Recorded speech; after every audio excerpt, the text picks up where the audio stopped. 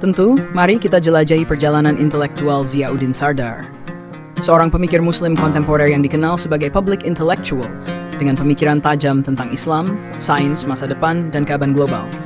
Gaya bertutur saya akan tetap sederhana, logis, dan mengalir agar mudah dipahami. Bagian I. Awal kehidupan dan latar belakang.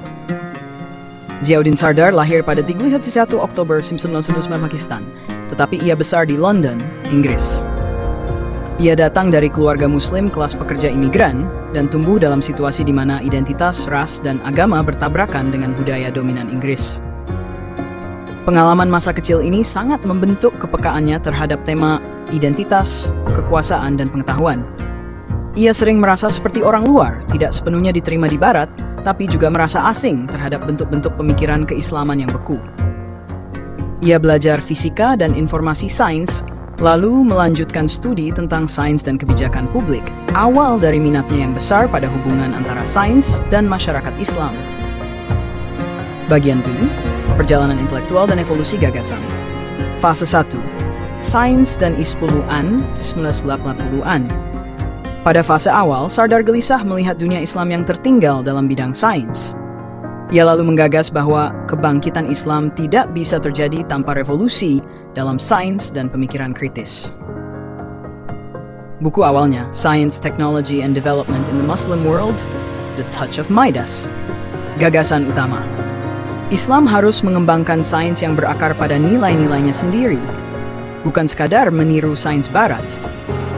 Ilmu pengetahuan seharusnya etis, spiritual, dan kontekstual, bukan netral dan eksploitatif seperti dalam modernitas Barat. Di sini terlihat benih pemikirannya yang khas, menggabungkan iman, budaya, dan masa depan. Fase 2, kritik modernitas dan wacana Barat 1990-an. Sardar kemudian memasuki tahap lebih filosofis dan politis. Ia mulai mengkritik proyek modernitas Barat yang menurutnya telah mendominasi dunia dengan cara menghapus keragaman, memaksakan logika tunggal, dan merusak tatanan spiritual serta budaya lokal. Karya penting, Postmodernism and the Other, Orientalism and Islam, Islam, Postmodernism and Other Futures. Argumen utama, modernitas Barat tidak netral. Ia membentuk dunia menurut versi tunggal rasionalitas, dan itu merusak kemampuan umat Islam untuk berpikir secara otentik. Yang dibutuhkan adalah pluralitas wacana dan nilai.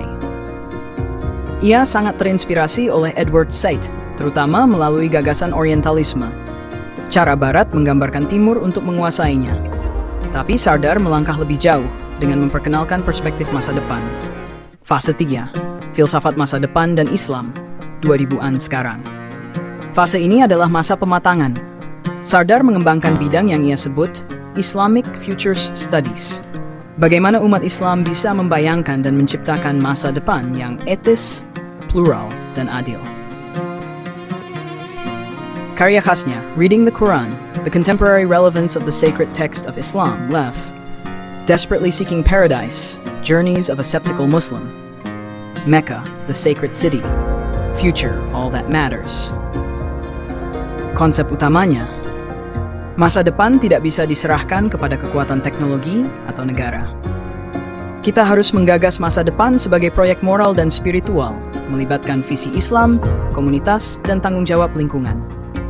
Bagian 3. Siapa yang menginspirasinya? Al-Ghazali and Ibn Khaldun. Menginspirasinya untuk berpikir bahwa ilmu dan etika harus bersatu. Edward Said and Frantz Fanon membentuk kesadaran tentang kolonialisme dan dominasi budaya. Memberinya semangat untuk melihat Islam sebagai kekuatan dinamis bagi kemajuan. Bagian 4. Apa yang membuat pemikirannya khas? Tema, penjelasan singkat. Pluralisme epistemologis. Tidak ada satu cara tunggal untuk memahami dunia. Islam punya pendekatan sendiri yang valid dan penting. Sains Islami. Sains harus berpihak pada nilai-nilai kemanusiaan dan bukan sekadar eksplorasi bebas. Kritik terhadap fundamentalisme dan liberalisme ekstrem. Keduanya gagal memahami kompleksitas masyarakat Muslim kontemporer. Masa depan sebagai wilayah etika. Masa depan tidak netral. Kita punya tanggung jawab moral untuk membayangkannya dengan adil. Membaca Quran secara dinamis. Tafsir harus terus berkembang berdasarkan konteks zaman tanpa kehilangan akarnya. Bagian 5, kesimpulan. Mengapa Sardar penting hari ini?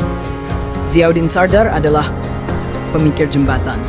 Ia menjembatani antara tradisi dan modernitas, sains dan etika, Islam dan dunia global, pemikiran timur dan kritik barat. Ia menolak simplifikasi bahwa Islam cukup dikembalikan ke syariah, atau bahwa semua masalah selesai dengan demokrasi liberal. Yang ia tawarkan adalah cara berpikir ulang secara mendalam, kreatif, dan beretika. Sardar mengajarkan kita bahwa Islam bukan sekadar warisan masa lalu, tapi juga cahaya untuk masa depan. Asal kita membaca, berpikir, dan bertindak bijaksana. Jika kamu ingin, kita bisa lanjutkan dengan analisis isi buku Reading the Quran, perbandingan antara Sardar dan Wael Halak atau Aminah Wadud, penjelasan pemikiran Islamic Future Studies secara sistematis. Bagian mana yang ingin kamu dalami selanjutnya?